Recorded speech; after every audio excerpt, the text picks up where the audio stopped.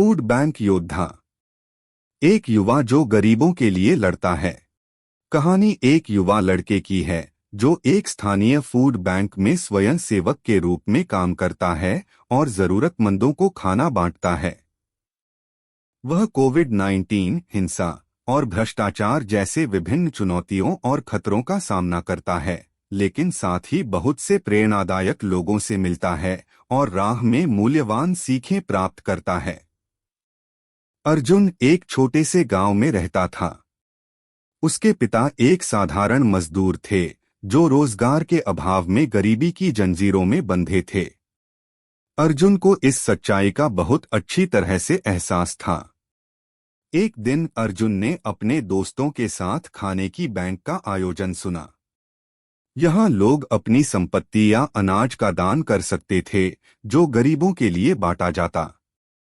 यह सुनकर उसने तत्काल ही निर्धारित किया कि वह भी इस सेवा में शामिल होगा।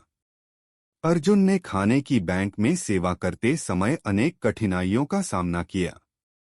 कोरोना काल में हालात कठिन थे, लेकिन अर्जुन ने कभी हार नहीं मानी। कोविड-19 ने हमें परेशान किया, लोग भ्रष्टाचार की मुहिम में जुट गए। पर अर्जुन का हौसला हमेशा बुलंद रहा और उसने कभी भी पीछे हटने का नाम नहीं लिया। एक दिन जब उसने गरीबों को खाना बांटते समय एक बच्चे को देखा जो भूख से बिलख रहा था, तो उसने फैसला किया कि उसे इस काम में और भी समर्पित रहना है।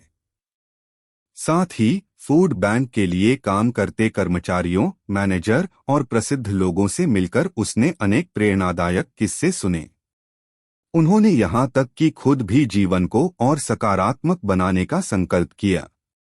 अर्जुन की यह कहानी सोशल मीडिया पर वायरल हो गई और लोग उसे एक फूड बैंक हीरो के रूप में जानने लगे।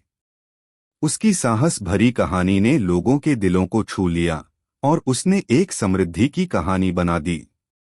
अर्जुन ने अपनी इस यात्रा को पूरी जिंदगी जारी रखने का निर्णय लिया। उसकी कहानी ने लोगों को जागरूक किया कि छोटे कार्यों में भी बड़ी सकारात्मकता छिपी होती है। अर्जुन की प्रेरणा से प्रेरित होकर और उसके साथ मिलकर लोगों ने अपनी भी छोटी छोटी मददें देने का निर्णय लिया।